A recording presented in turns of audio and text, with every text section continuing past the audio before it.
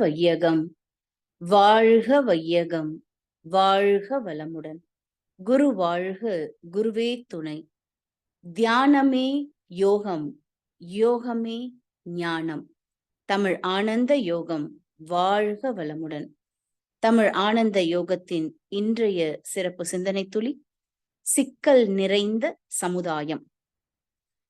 சமுதாய சிக்கல்களுக்கு மகரிஷி கூறும் வழி இதோ. சிந்திக்கும் ஆற்றல் பெற்ற மக்கள் விரும்புவது என்னவெனில், சிக்கலற்ற, துன்பமற்ற, குறைகளற்ற வாழ்க்கையாகும். இன்றைய மனித சமுதாயத்தை பார்த்தால் எத்தனை சிக்கல்கள், எங்கு பார்த்தாலும் துன்பங்கள் என்பதாக இருக்கிறது. இவற்றை விவரித்து கூறவே முடியாது. துன்பங்களையும் சிக்கல்களையும் கண்டு நாம் அஞ்சுகின்றோம், பாதிக்கப்பட்டவர்கள் வருந்துகின்றோம். இது நமது அறிவின் வளர்ச்சியில் தெளிவு இல்லை என்பதை சரியாக காட்டுகிறது. நல்ல முடிவெடுத்து செயல் மாற்றங்களை நடைமுறைப்படுத்தி நலம் காண யாரும் துணிவதில்லை. சமுதாயத்தில் எல்லா துறைகளிலும் நாம் பார்க்கிற சிக்கல்களை அப்படியே வளரவிட்டு விடுகிறோம். ஒரு சிக்கல் வளர்ந்தால் அது மற்றொரு சிக்கலை உருவாக்கிவிடும். ஏனெனில் மனித சமுதாயத்தில் பொருளாதாரம், அரசியல், சுகாதாரம், ஆன்மீகம், விஞ்ஞானம் ஆகிய துறைகளும் ஒன்றோடு ஒன்று இணைந்து செயல்படுவதாய் இருக்க வேண்டும். ஒரு துறையில் ஏற்படுகின்ற சிக்கலை வளரவிட்டால் மற்றொரு துறையிலும் அது சிக்கலை உருவாக்கிவிடும். தேவைகள் மூன்றில் குறைபாடு வராமல் அனைவருக்கும் அனைத்தும் எக்காலத்திலும் கிடைக்கும் வகையில் சமுதாய நெறிகள் ஏற்படுத்தப்பட வேண்டும். கலாச்சாரம், பண்பாடு என்ற போர்வையினால் மனிதர்களின் இன்றியமையாத தேவைகளை நிறைவேற்றுவதில் எந்த குழப்பமும் வராமல் இருக்க வேண்டும். சிக்கல்களுக்கான காரணங்களை அவ்வப்போது கலைந்து தேவையான இடத்தில், தேவையான காலத்தில், தேவைப்பட்ட மக்கள் நலத்திற்கு ஏற்ப செயல்படுத்தும் விதமாக அமைய வேண்டும். நல்ல நோக்கத்துடன் ஒரு காலத்தில் ஓரிடத்தில் தொடங்கப்பட்ட செயல்களை அவை துன்பம் தருவனவாக மாறிவிட்ட பிறகும் பழக்கத்தாலும் அறிவின் தெளிவின்மையாலும் தொடர்ந்து பின்பற்றி வருகின்ற அறிவின் குறைபாடே இன்று சமுதாயத்தில் நாம் காண்கின்ற செயல்களுக்கு எல்லாம் காரணம். இடம், காலம், தொடர்பு கொள்ளும் பொருள் இவற்றுக்கு ஏற்ப ஒரு செயல் இன்பமாகவோ துன்பமாகவோ மாறலாம். நல்ல வளம் பொருந்திய சமுதாயம் அமைய வேண்டும் என்று விரும்புபவர்கள் ஒன்று கூடி இன்று சமுதாயத்தில் நிலவுகின்ற வேண்டாத பழக்க வழக்கங்கள் மற்றும் சடங்கு சம்பிரதாயங்கள் இவற்றை கண்டுபிடித்து அவற்றிற்கு தக்க மாற்றங்களை செய்ய துணிந்து முன்வர வேண்டும். இறைஞான ஆசிரியர் நன்மணி ஐயா அவர்களுக்கு நன்றிகள். வாழ்க வளமுடன் ஐயா. வாழ்க வளமுடன். இன்றைய சிந்தனை தொடிகள் வாசித்த ரிஷிபாபா அம்மா அவர்களுக்கு நன்றி. தியானமே யோகம், யோகமே ஞானம். தமிழ் ஆனந்த யோகம் வாழ்க வளமுடன். இன்றைய சிந்தனை தலைப்பு சிக்கல் நிறைந்த சமுதாயம். இந்த சிக்கல் என்பது எங்கு தொடங்கியது என்று மகரிஷி சொல்வார்கள் என்று சொன்னால், எப்பொழுது இந்த உடலுக்குள்ளாக உயிர் சிக்கிக் கொண்டதோ அப்பொழுதே சிக்கல் என்பது தொடங்கிவிட்டது என்று சொல்வார்கள். அதுதான் மூலமான உண்மை. எதற்காக இந்த உயிர் இந்த உடலில் சிக்கியது, எதற்காக இந்த உடலை கட்டியது என்று பார்த்தால், அது வினைப்பதிவாம் சுமையை விடுத்து தூய்மை பெறவே என்று மகரிஷி அவர்களுடைய கவியில் நாம் உணர்ந்திருக்கிறோம். அப்ப அந்த வினைப்பதிவு என்ற ஒரு சிக்கல் தீர்வதற்காக இந்த உடலில் சிக்கிக்கொண்டு வாழ்கிற மனித வாழ்க்கை. சரி, இப்போ அது ஒரே ஒரு சிக்கல் தான். இப்ப நாம என்ன பண்ணணும்? வினைப்பதிவை கூட்டிக் கொள்ளாமல் இருக்க வேண்டும். வினைப்பதிவை நாம் செயலிழக்க செய்ய வேண்டிய செயல்களை செய்ய வேண்டும். இவ்வளவுதான் வாழ்க்கை. ஆனால் இப்பொழுது என்ன ஆகிவிட்டோம் என்று சொன்னால், அந்த ஒரு சிக்கலை வைத்துக்கொண்டு பல ஆயிரம் சிக்கல்களை நாம் உருவாக்கி கொண்டோம். ஒவ்வொரு மனிதனிடமும் ஆயிரக்கணக்கான சிக்கல்கள் உருவாகி இப்பொழுது சிக்கல்களே வாழ்க்கையாக இருக்கக்கூடிய, இப்போ அந்த கர்மவினை என்ற சிக்கலை மறந்து விட்டான். அதிலிருந்து வரக்கூடிய கிளைகள் என்ற சிக்கல்கள் இருக்கிறதே, அதை ஆயிரக்கணக்கில் இவன் உருவாக்கி விட்டான். இதற்கு காரணம் என்ன? மகரிஷி அவர்கள் சமுதாய சிக்கல்களும் அதற்கான ஆய்வு தீர்வுகளும் என்று ஒரு புத்தகம் எழுதினார். அதில் அவர் கூறிய முதல் காரணம் என்ன என்று சொன்னால், கடவுள் இறைவன் என்பதை பற்றிய அறியாமை என்று சொல்லிவிட்டார். அதை பற்றிய உண்மை அறியாமை என்று சொல்லிவிட்டார். அப்படி என்றால் அதன் உள்ளே நீங்கள் சென்று அதை படித்தீர்கள் என்றால் எனக்கு தெரியும். அதாவது இறைநிலை என்பது என்ன, இறைநிலையுடைய செயல்பாடுகள் என்ன, இறை நீதி என்பது என்ன, அது ஒவ்வொரு மனிதனிடத்திலும் எப்படி செயல்படுகிறது, அதில் உள்ள அலை இயக்கம் என்ன, அதில் உள்ள செயல் விளைவு தத்துவம் என்ன. இறைவனை பற்றி கடவுளை பற்றி தெரியாதது என்று சொன்னால் இவ்வளவும் தெரியாதது என்ற அர்த்தம். கடவுளை பற்றி தெரிந்து கொள்ளும் பொழுது இத்தனையும் தெரிந்து கொள்ளக்கூடிய ஒரு நிலை வந்துவிடும். ஆனால் இப்பொழுது நமது நாட்டிலே நாம் இப்படித்தான் என்று சில பண்பாடுகள் கலாச்சாரங்கள் என்று சிலவற்றை ஒரு காலத்தில் வைத்திருந்தோம், நம்பிக்கையின் அடிப்படையில் வைத்திருந்தோம். அதற்குரிய சூழல்கள் அன்று இருந்தது. அதற்கு தகுந்தாற்போல் அந்த நம்பிக்கைகளும் அந்த பண்பாடுகளும் வைக்கப்பட்டிருந்தது. அப்பொழுது அந்த பக்தி என்ற அடிப்படையிலேயே இறைவனை உணரும் பொழுது, கோவிலுக்கு சென்று இறைவனை வழிபடும் பொழுது அங்கு செயல் விளைவு தத்துவம் இறைநீதி என்பதும் அறம் என்பதும் அங்கு அதற்குள்ளாக இருந்து அது செயல்பட்டது என்பதை பார்க்கிறோம். அதன் அடிப்படையில் தான் அங்கு வழிபாட்டு தலங்கள் இருந்தது. அங்கு இருக்கக்கூடிய அந்த திருவிழாக்கள் எல்லாமே அதன் அடிப்படையில் அந்த காலத்திற்கு தகுந்தாற்போல் இருந்தது. அதற்காக சில கதைகள் சொல்லப்பட்டது. அந்த கதைகள் எல்லாம் அறத்தை வளர்ப்பதாக இருந்தது. இது எல்லாற்றையும் வைத்து ஒரு பண்பாடாகவும் ஒரு கலாச்சாரமாகவும் நமது சமுதாயத்தில் இருந்து கொண்டிருந்தோம். கலாச்சாரம் என்பது என்ன? கலை பிளஸ் ஆச்சாரம் என்பதுதான் கலாச்சாரம். இந்த கலாச்சாரம்ங்கிறத இன்னைக்கு எப்படி ஆயிட்டோம் அப்படின்னு சொன்னோம்னா, இப்படிதான் செய்யணும், இப்படிதான், இதுதான் அப்படின்னு சொல்றது கலாச்சாரம் என்று சொல்கிறார்கள். கலை கூட்டல் ஆச்சாரம். ஆச்சாரம் என்றால் ஒரு ஒழுங்கு, அது யாருக்கும் துன்பம் வராமல் இருக்க வேண்டும். அது எந்த ஒரு கலையாக இருந்தாலும் அது யாருக்கும் துன்பம் ஏற்படுத்தாமல் இருக்க வேண்டும் என்பதுதான் கலாச்சாரம். நீங்க ஒரு சமையல் கலை என்று எடுத்துக்கொள்ளுங்கள், அதை அடுத்தவன் வயிற்றை கெடுக்குது அப்படின்னு சொன்னோம்னா அது கலாச்சாரமா? இன்னைக்கெல்லாம் விருந்து உபச்சாரம் என்பது ஒரு கலாச்சாரம். வந்தவங்களை சாப்பிடுங்கன்னு கேட்கணும். அவர் அப்பதான் சாப்பிட்டு வந்திருப்பார். இல்ல சாப்பிடுங்க, எங்களுக்காக சாப்பிடுங்க, நாங்க விருந்து உபசரிக்கணும், இது ஒரு கலாச்சாரம், சாப்பிடுங்க. அவங்க வயிறையே கெடுத்து அவர்களை லூஸ் மோஷன் போக வச்சிடுறது, இதுக்கு பேர் கலாச்சாரம். அதாவது இங்க என்ன ஆகிவிட்டது என்று சொன்னால், கலாச்சாரம் என்று சில சடங்குகளை வைத்துக்கொண்டு இது இப்படித்தான், இது இப்படித்தான், இது இப்படித்தான் என்று சொல்லிக்கொண்டே இருக்கக்கூடிய நிலை வந்தது. ஆனால் சிக்கல்கள் அதிகமாகிவிட்டது, துன்பங்கள் அதிகமாகிவிட்டது. இப்பொழுது சிந்தித்து அதை மாற்றம் செய்யக்கூடிய அளவுக்கான சமுதாய அந்த பெரியவர்கள் அந்த முடிவை எடுப்பதில்லை, எடுப்பதற்கு துணிவதில்லை. அப்ப இளைஞர்கள் என்ன செய்து விட்டார்கள்? இளைஞர்கள் இப்பொழுது எதையும் கேட்பதில்லை. அவர்கள் போக்குக்கு போய் கொண்டிருக்கிறார்கள். அவர்களை ஒன்றும் செய்ய முடியவில்லை. நீங்கள் கலாச்சாரம் பண்பாடு கலாச்சாரம் பண்பாடு என்று வாயில் சொல்லிக்கொண்டே இருக்கிறீர்கள். உங்களது பையனே அவன் இஷ்டத்துக்கு அவன் வாழ்ந்து கொண்டிருக்கிறான். ஏன்? கல்வி அறிவை அதிகப்படுத்தி விட்டீர்கள், பொருள் கல்வி என்பதை அதிகப்படுத்தி விட்டீர்கள். இந்த கல்விக்காக படிப்பு என்பதை எல்லோரும் படிக்கலாம் என்று வைத்து விட்டீர்கள். பெண்கள் இப்ப படிக்கலாம் என்று வச்சிட்டோம். ஆனா பெண்களுக்கு இப்படித்தான் ஒரு கலாச்சாரம், இப்படித்தான் பண்பாடு என்று அந்த பண்பாடை மட்டும் பிடித்துக் கொண்டிருக்கிறோம். ஆனால் இங்கு கல்வியை எல்லாருக்கும் கொடுத்து விட்டோம்.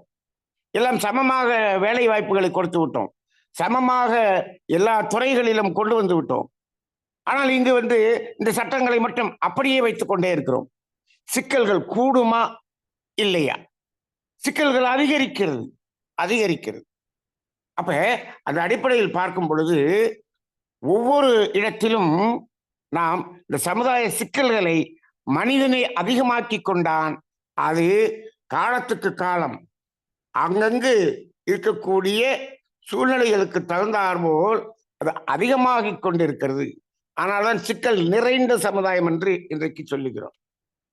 இப்போ இதில் பாருங்கள், சமுதாயத்தில் குறைபாடு வராமல் அனைவரும் எக்காலத்திலும் அதாவது தேவைகள் என்பது அங்கு என்ன செய்யப்பட வேண்டும்? நிறைவு செய்யப்பட வேண்டும். இப்போ ஒவ்வொரு மனிதனும்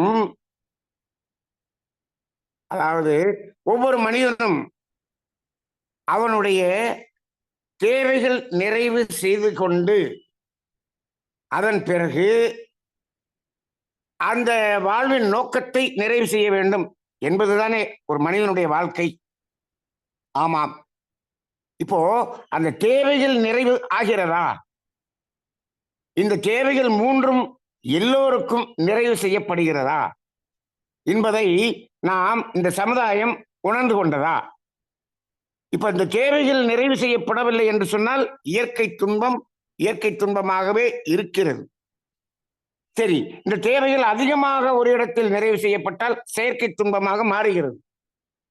இப்போ இயற்கை துன்பமும் ஒரு பக்கம் இருக்க, செயற்கை துன்பம் ஒரு பக்கம் உருவாகி கொண்டிருக்க, சிக்கல்கள் தான் கூடிக்கொண்டிருக்கிறது. இந்த சிக்கல்கள் தொடங்கக்கூடிய இடம் எது என்று சிந்தனை செய்து பார்த்தால் அது இந்த வாழ்க்கை தத்துவத்திலே தேவைகள் 3 என்பதில் தான் சிக்கல்களே தொடங்குகிறது. நாம் அடிக்கடி சொல்லி இருக்கிறோம், இந்த கர்மவினை தொடங்கக்கூடிய இடம் எது? அது இந்த தேவைகள் 3 மீறும் போது என்று சொல்கிறோம். மீறுவதும் சிக்கல், தேவை பூர்த்தி செய்யப்படவில்லை என்று சொன்னாலும் சிக்கல். இது ரெண்டுமே சிக்கல் தான். அப்ப இது மீறுகிறதுனால் தான் இங்கு பூர்த்தி செய்யப்படவில்லை. மீறுபவர்கள் அதிகமாக இருக்கிறார்கள், இங்கு பூர்த்தி செய்யப்படாமலும் இருக்கிறார்கள். ஆனால் நாம் எல்லாம் என்ன சொல்லிக் கொண்டிருக்கிறோம்? கலாச்சாரம், பண்பாடு, இந்த பண்பாட்டின்படி வாழ்ந்து கொண்டிருக்கிறோம் என்றெல்லாம் சொல்லிக் கொண்டிருக்கிறோம். இந்தியாவில் தான் கலாச்சாரம், பண்பாடு எல்லாம் இருந்தது. இப்பொழுதும் சட்டம் என்ற அடிப்படையில் ஒரு வாசிப்பதற்காக அது இருக்கிறது, பேசிக்கொண்டிருப்பதாக இருக்கிறது. ஆனால் அது எதற்காக இருக்க வேண்டும்? துன்பம் நீக்குவதாக இருக்க வேண்டும், மக்கள் மகிழ்ச்சியாக இருப்பதாக இருக்க வேண்டும். ஆனால் சுத்தமா இல்லையே. அப்ப இந்த கலாச்சாரம், பண்பாடு மாற்றப்பட வேண்டியதாக இருக்கிறதா? ஆமாம், அதை சமன் செய்ய வேண்டிய ஒரு சூழ்நிலையில் இருக்கிறது. ஏன் சட்டத்தை மட்டும் அப்படியே வைத்து விட்டீர்கள்? நடைமுறை எல்லாத்தையும் மாத்திட்டீங்க. அப்ப என்ன இருக்கு? ரெண்டுக்கும் இடிபாடு வருகிறது. ரெண்டுக்கும் இடிபாடு வரும் பொழுது சிக்கல்கள் கூடுகிறது. நீங்கள் எந்த அடிப்படையில் நீங்கள் எல்லாவற்றையும் மாற்றினீர்களோ, மாற்றிய இடத்தில் தகுந்த மாதிரி அங்க அந்த பண்பாட்டினுடைய அந்த கருத்துக்களை, கலாச்சாரத்தினுடைய கருத்துக்களை நீங்க மாற்றி இருக்கிறீர்களா? இல்லையே. இங்கு தேவை பூர்த்தி செய்யப்படாமல் நிறைய பேர் இருக்கிறார்கள். ஏன்? தேவையை மீற வேண்டும் என்பதுதான் வாழ்வின் நோக்கம் என்று இன்று அத்தனை குழந்தைகளுக்கும் பெற்றோர்கள் சொல்லிக் கொண்டிருக்கிறார்கள். அனைத்து கல்வி நிலையங்களும் சொல்லிக் கொண்டிருக்கிறது, சமுதாயம் சொல்லிக் கொண்டிருக்கிறது. பணத்தை தேடு என்று இந்த நாட்டை ஆள்பவர்களும் பணத்தை தேடுகிறார்கள், தேடிக்கொண்டே இருக்கிறார்கள், பேரன் வரைக்கும் தேடிக்கொண்டே இருக்கிறார்கள். இப்படியே குவித்துக் கொண்டிருக்கிறார்கள். ஒரு பக்கம் இல்லை. இந்த பண்பாடு அதை என்ன செய்தது? இதுதான் பண்பாடா? இதுதான் குழந்தை வளர்க்கும் பண்பாடா? அந்த காலத்தில் நீதி கலைகளை சொல்லி நீதியின் மூலமாக தர்மம், ஈகை என்பதையெல்லாம் உணர்த்தி வாழச் செய்தார்களே, அது பண்பாடு. இப்பொழுதெல்லாம் என்ன சொல்கிறோம்? எங்க நாட்டில் இவ்வளவு பண்பாட்டு கருத்துகள் இருக்கிறது, இவ்வளவு கலாச்சார கருத்துகள் இருக்கிறது, இவ்வளவு அறநெறி கதைகள் இருக்கிறது, அறநெறி கருத்துகள் இருக்கிறது, இத்தனை தத்துவங்கள் இருக்கிறது, எல்லாம் இருக்கிறது. ஆனால் மக்கள் முழுவதும் சிக்கலிலும் நொந்து போய் கொண்டிருக்கக்கூடிய மனநிலையிலும் தான் இருக்கிறார்கள் என்பது இன்றைக்கு ஊர்ஜிதமாகிவிட்டது. உலகத்திலேயே மக்கள் மகிழ்ச்சியாக நிறைவாக இருக்கக்கூடிய நாடுகள் எது என்று பட்டியல் போட்டால் இந்த நமது நாடு ஒரு டாப் 25 நாட்டுல கூட வரல, அப்படி இருக்கு. ஆனால் நாம் கலாச்சாரம் எல்லாம் மோசமான கலாச்சாரம் என்று சொல்லிக் கொண்டிருந்தோமே, அந்த கலாச்சாரத்தில் இருக்கக்கூடிய மக்கள் மகிழ்ச்சியாகவும் நிறைவாகவும் வாழ்ந்து கொண்டிருக்கிறார்கள் என்று இன்று பட்டியல் வருகிறது. அப்ப நமது கலாச்சாரமும் அந்த பண்பாடும் இந்த மனிதனுடைய நிறைவை கொண்டு வரவில்லை என்று சொன்னால், நீங்கள் அதை மட்டும் அப்படியே வைத்துக் கொண்டிருக்கிறீர்கள். நடைமுறை வாழ்க்கையை மாற்றி விட்டீர்கள். ரூலை மட்டும் அப்படி வச்சுக்கிறது, நாங்க இப்படி பண்ணுவோம் அப்படின்னு சொல்றது. இதுதான் இருக்கு, இப்படிதான் இருக்கு. ஒரு முறை ஒருவர் பேசினார் ஒரு மேடையிலே, இது ஒன்வே டிராபிக், இந்த வழியில யாரும் போகக்கூடாது. அதற்காக ஒரு காவலரை அங்கு பணியில் அமர்த்துகிறார்கள். அவர் அந்த எந்த இடத்திலிருந்து போகக்கூடாதோ அந்த இடத்தில் தானே அவர் நிற்க வேண்டும். அவர் என்ன செய்கிறார்? அந்த ரோட்ல பாதி இடத்துல போய் நிற்கிறார். இவர்கள் எல்லாம் உள்ளே வருகிறார்கள். உள்ளே வந்த பிறகு என்ன செய்கிறார்? உள்ளே வந்த பிறகு இந்த வழியில வரக்கூடாதே, ஏன் வந்தேன்னு சொல்லி அங்க கூப்பிட்டு ஒரு 500 ரூபாய் ஃபைனை போடுறார். அங்க வந்து 200 ரூபாய் காசை வாங்குறார். அப்ப இவர் எதுக்காக அங்க போய் நின்னார்? இவருடைய வேலை என்ன? இங்க நிக்கணும். அப்ப இந்த பண்பாடு கலாச்சாரம் எல்லாருக்கும், எல்லா மனிதர்களுக்கும் தேவை நிறைவேறி துன்பம் இல்லாத ஒரு நிலை சமுதாயத்தில் வருவதற்காக அது வேலை செய்யணும். ஆனால் அது என்ன இருக்கு? அது சட்டமாக இருந்து கொண்டிருக்கிறது. நடைமுறையில் எல்லாவற்றிலும் நாம் துன்பத்தை பெருக்குவதற்காக ஒருபுறம் எல்லாவற்றையும் பழக்கிவிட்டோம். ஒருபுறம் இல்லை என்று சொன்னால் அது அவனுடைய விதி என்று அந்த சமுதாயத்தில் அந்த தேவை பூர்த்தி செய்யப்படாமல் இருப்பதும் அதுவும் இருந்து கொண்டிருக்கிறது. இங்கு மனப்புழுக்கங்களோடு, மன இறுக்கங்களோடு, வியாதிகளோடு, நோய்களோடு வாழ்ந்து கொண்டிருப்பவர்கள் நிறைய பேர் இருக்கிறார்கள். நாம் இன்று ஒரு ஸ்டாட்டிஸ்டிக்ஸ் எடுத்து பார்த்தா தெரியும். இன்றைக்கு இருக்கக்கூடிய நோய்களில் கிட்டத்தட்ட 50% நோய் மனதிற்குள்ளாக இருக்கக்கூடிய இறுக்கங்கள். இதுதான், இந்த ஸ்ட்ரெஸ் தான் இன்னைக்கு காரணம் என்று சொல்கிறார்கள். இது ஏன் மனதிற்குள்ளாகவே வைத்துக் கொண்டிருக்கிறீர்கள்? ஏன் அதை வெளிப்படுத்தவில்லை? ஏன் அதை சமன் செய்யப்படவில்லை என்று கேட்டால், இதையெல்லாம் நாம் எப்படி இவர்கிட்ட சொல்வது? இது இவங்கள்ட்ட இப்படி சொல்லக்கூடாது, இவர் இப்படி பேசக்கூடாது, இந்த இடத்துல அப்படி சொல்லக்கூடாது, இப்படி செய்தால் இந்த சமுதாயம் சொல்லிவிடும், இந்த சமுதாயம் பேசும், ஏசும், அதை செய்யும், இதை செய்யும். இப்படி இந்த சமுதாயம் பேசும் பேசும் பேசும் என்று சொல்லி அத்தனையும் மனதுக்குள்ளாக அடக்கி ஒவ்வொரு குடும்பத்திலும், ஒவ்வொரு சமுதாயத்திலும், ஒவ்வொரு இடத்திலும் அவரவர்கள் உள்ளே பொங்கி நோயாளியாக மாறிக்கொண்டிருக்கிறார். அப்ப ஒன்று அது உருவாக கூடாது. அது உருவாகினால் அது சமன் செய்யப்பட வேண்டும். ஆனால் இந்த சமுதாயம், இந்த பேசுகிற சமுதாயம் பேசுவதை மட்டும்தான் செய்கிறது. அந்த ரூல் மட்டும்தான் போடுது. ஆனால் அது எல்லோருக்கும் அது துன்பமில்லாத நிலை வருவதற்காக அதை எப்படி நடைமுறைப்படுத்துவது, அதை செய்வதே இல்லை. அது ரூல் பாட்டுக்கு இருக்கட்டும்பா, இவன் இப்படியே இருந்துகிட்டு இருக்கட்டும்பா, இதை வச்சுட்டு நம்ம காசு வாங்கிக்குவோம் அப்படின்னு அந்த ஊழலும் லஞ்சமும் வாங்கக்கூடிய அதிகாரிகள் இருக்கிறார்களே, அதே போல இவர்கள் இப்படியே இருக்கட்டும், இறுக்கமாகவே இருக்கட்டும், நோயாளியாகவே இருக்கட்டும், அதை வைத்து நான் மருத்துவம் செய்து அதில் நான் வாழ்ந்து கொள்கிறேன். அது அப்படி ஒரு டிபார்ட்மெண்ட் இப்படிதான் போய்கொண்டிருக்கிறது. ஆனால் இந்த சமுதாயத்தில் இருப்பவர்கள் இவர்கள் பண்பாடு அது இது என்று பேசுகிறார்களே, பேசுகிறவர்கள் யாராவது இந்த சமுதாயத்தில் இருக்கக்கூடிய துன்பம் போக்குவதற்கு ஏதாவது செய்கிறார்களா என்று பாருங்கள். இந்த பேசுகிற ஒவ்வொரு மனிதனும் அதை செய்யாதவன் மட்டும்தான் பேசுகிறான். அவன் தான் பேசுகிறான். அப்படித்தானே ஆகிறது.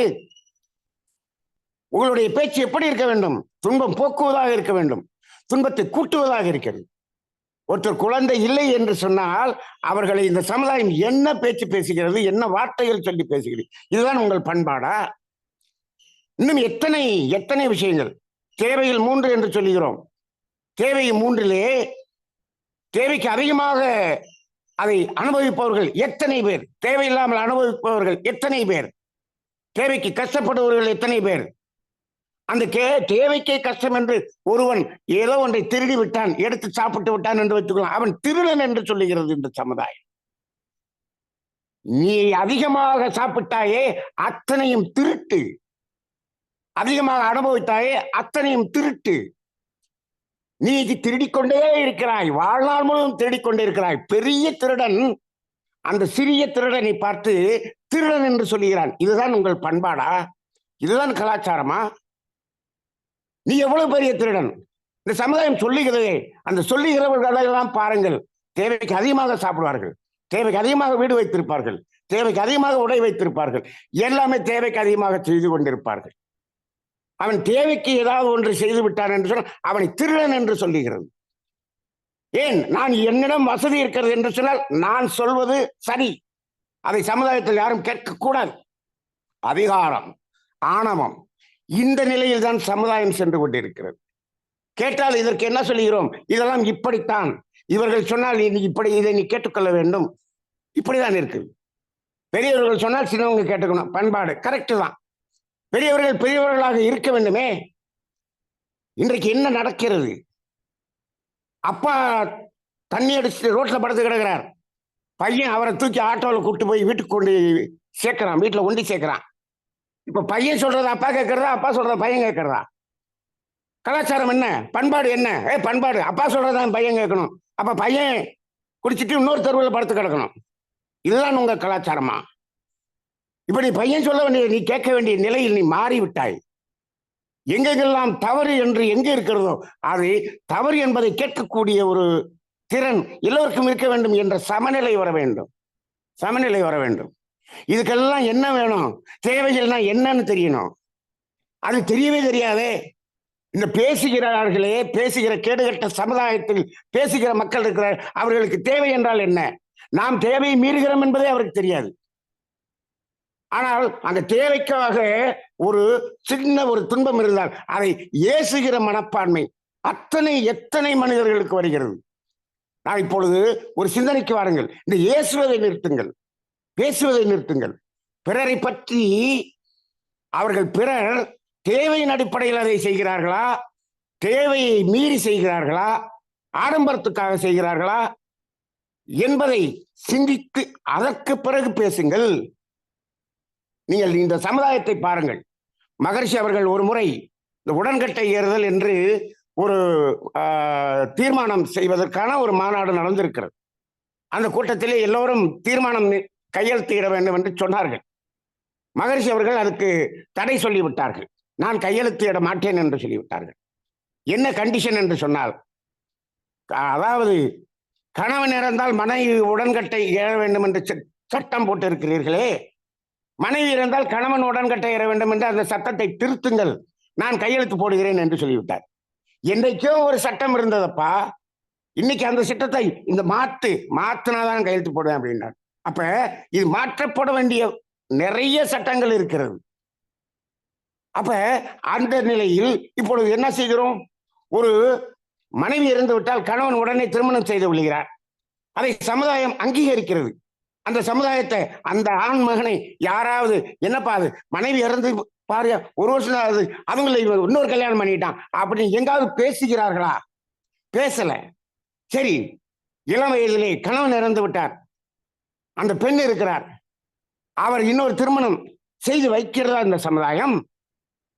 அப்படி செய்தால் என்ன பேசுகிறது? அதை மட்டும் ஏன் பேசுகிறீர்கள்? இது ஏன் தேவையின் அடிப்படையில் இருக்கிறதா இல்லையா? தேவை என்றால் என்ன என்று உங்களுக்கு தெரிகிறதா?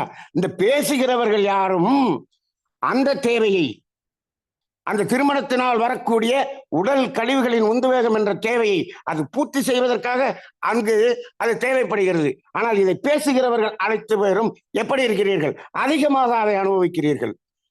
அதிகமாக அனுபவிப்பது மட்டுமல்ல, இந்த பேசுகிறவர்கள் எத்தனை இடங்களில் அனுபவிக்கிறீர்கள், எவ்வளவு தவறுகளை செய்து கொண்டிருக்கிறீர்கள், செய்து கொண்டே பேசுகிற சமுதாயமாக இருக்கிறது. பேசுவதற்கு நமக்கு அருகதை இருக்கிறதா என்றே கேட்க வேண்டியது. ஜீசஸ் கேட்ட நிலைமைதான் வருகிறது. யாராவது யோக்கியனா இருந்தா கல்லெடுத்து எறின்னு கேட்டாரு ஜீசஸ். அதே மாதிரிதான் இருக்கிறது. ஏன்? அப்ப இதை ஏன் இப்படி பார்க்க கூடாது? இன்னைக்கு கல்வி அறிவு வந்து விட்டது, உணர்வுகளை தூண்டக்கூடிய சூழ்நிலைகள் நிறைய வந்து விட்டது. நீ அந்த காலத்துல 16 வயசுல பொண்ணு மேஜர் ஆகுங்க, இப்ப 10 வயசுல மேஜர் ஆயிடுச்சு. ஏன்? இதுக்கெல்லாம் என்ன காரணம்? எல்லாவற்றையும் மாற்றி விட்டீர்கள். எல்லாவற்றையும் மாற்றிவிட்டு இப்பொழுது அந்த தேவை நிறைவு செய்து கொள்வதற்கு அப்ப அவர்களுக்கு ஒரு திருமணம் செய்து இவர்களுக்கும் திருமணம் செய்து வைப்பதை சமுதாயம் செய்து வைக்க வேண்டியானே. ஏன் இதற்கு மட்டும் ஒரு சட்டம்? இதெல்லாம் பண்பாடு என்று சொல்லுகிறேன். அப்ப அந்த காலத்தில் அதை ஆன்மீகமாகவும் ஆன்மீகத்தின் மூலமாகவும் பலதரப்பட்ட வகையில் அந்த மனதை சமநிலைப்படுத்துவதற்கான சூழ்நிலை இருந்தது. இன்னைக்கு கல்வி எல்லாருக்கும் கொடுத்துட்டீங்க. எல்லா சமுதாயத்திலும் எல்லாத்தையும் ஓபன் பண்ணி விட்டோம். எல்லா டிவியும் எல்லாத்திலையும் ஓபன் பண்ணி விட்டோம். எல்லாத்தையும் இப்ப காட்டிக் கொண்டிருக்கிறோம். எப்படி அந்த சமநிலை வரும்? தனி மனிதனுடைய சமநிலை எப்படி வரும்? அப்ப அவர்கள் தேவை பூர்த்தி படாமல் இருக்கும் பொழுது அங்கு அது நோயாக மாறிவிடும். இப்பொழுதெல்லாம் இப்படி தேவைகள் பூர்த்தி செய்யறது அப்படின்னு சொன்னா நிறைய பேர் என்ன நினைச்சுக்கிட்டு இருக்கோம்? இந்த சோறு சாப்பிட்டா போதும், தேவை பூர்த்தி ஆகி போச்சு, ஒரு சட்டையை போட்டா போதும் பூர்த்தி ஆகி போச்சு அப்படின்னு நினைச்சுக்கிட்டு இருக்கோம். உடல் கழிவுகளின் உந்து வேகம் என்ற ஒன்று இருக்கிறது. இது வேதாத்திரி மகரிஷி மட்டும்தான் சொல்லியிருக்காரு. உடல் கழிவுகளின் உந்து வேகம் என்று இருக்கிறது. அது சமன் செய்யப்படவில்லை என்றால் நோய், அப்படி இல்லை என்றாலும் நோய். அப்ப அந்த நிலையில் பார்க்க வேண்டி இருக்கிறது. ஆனால் இந்த சமுதாயத்திலே யாரெல்லாம் தேவை மீறுகிறவர்கள் தேவையில் கஷ்டத்தில் ஒரு சிறிய செயலை செய்து விடுபவர்களை ஏளனமாகவும் சமுதாயத்தில் இந்த பண்பாடு கலாச்சாரம் என்ற அடிப்படையில் பேசுகிறார்கள். அதிலேயே அந்த தேவையை மீறி அதற்காக செய்யக்கூடிய தவறுகள் இருக்கிறதே, அது தண்டிக்கப்பட வேண்டியது. அது உண்மை. ஆனால் தேவை நிறைவேற்றப்பட வேண்டும். தேவை நிறைவேற்றப்பட்டு அது சமன் செய்யப்பட்ட பிறகு நீங்கள் தண்டனை கொடுக்க வேண்டும். நீங்கள் ஒரு சில நாடுகளிலே எல்லாருக்கும் பார்க்கிங் ஃபெசிலிட்டி கொடுத்துருவாங்க, கரெக்டா இருக்கும். அதை மீறி நோ பார்க்கிங்ல நிறுத்தினா 10,000 ஃபைன் போடுவாங்க. இங்க பார்க்கிங் ஃபெசிலிட்டியே கொடுக்கறதே இல்லை. நீ வண்டியை எங்க நிறுத்தினாலும் உனக்கு ஃபைன் போடுறோம். அப்ப என்ன பண்றோம்? தேவையை நிறைவு செய்வதே கிடையாது. தேவை நிறைவு செய்வதற்காக ஒருத்தன் சென்றால் அதையுமே குற்றம் என்று சொல்லக்கூடிய சமுதாயமாக மாறிவிட்டோம். அப்ப தேவை என்றால் என்ன அதை பார்க்க வேண்டும் அல்லவா? ஏன் அப்படி ஒரு கணவன் இறந்து விட்டால் மனைவிக்கு ஏன் ஒரு திருமணம் செய்து வைக்க கூடாது? அங்கு மனைவி இறந்தவர் ஒருவர் இருக்கிறார், ஏன் இவர்கள் இரண்டுவருக்கும் திருமணம் செய்து வைக்க கூடாது? இதற்கு சமுதாயம் என்ன முயற்சி எடுக்கிறது? சரி, அப்படி இல்லை என்று சொன்னால் ஏதோ இலைமறை காலைமறைவாக எங்கோ ஒரு தொடர்பில் இருந்தால் கூட அதையும் எவ்வளவு அசிங்கமாக பேசுகிறது. ஆனால் இதே ஒரு ஆண் செய்தால் அவன் ஆண், நாங்கெல்லாம் ஆம்பளை, அவன் ஆம்பளை பையப்பா, அவன் அப்படிதான் செய்வான். இது பண்பாடு, ரைட்டு. இது எப்ப இருந்தது?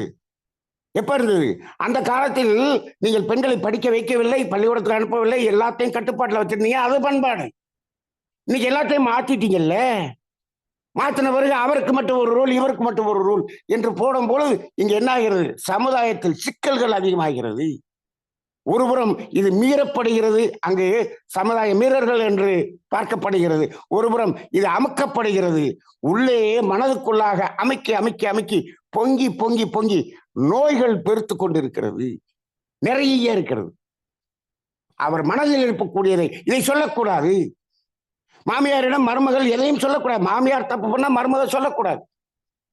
அப்ப மாமியாராக இருந்திருக்க வேண்டும் அல்லவா? இந்த காலத்து மாமியார் அப்படி இருக்கிறீங்க, சுயநலமான மாமியாரா இருக்கிறீங்க. மருமகள் நல்ல மருமகளா இருக்கு, ஆனால் எங்களுடைய பண்பாடு அவங்கதான் சொல்லணும், நீ கேட்கணும், நீ சொல்ற அவங்க கேட்கக்கூடாது.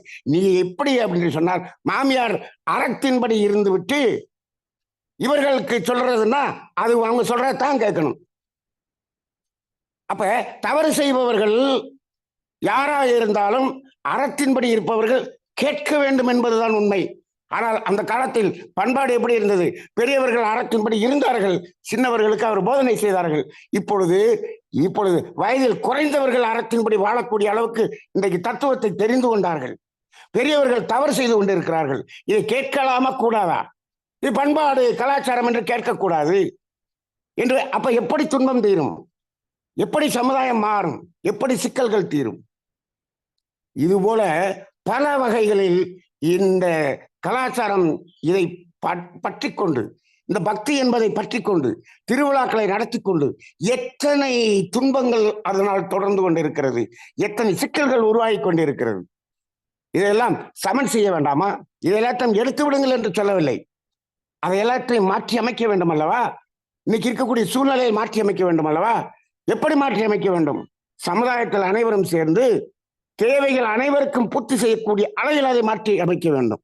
அப்படி அமைக்க வேண்டும் என்று சொன்னால், அதிகமாக அனுபவிக்கிறார்களே அவர்களை நீங்கள் அதிகமாக அனுபவிக்கிறீர்கள் என்பதையும் உணர்த்த வேண்டும்.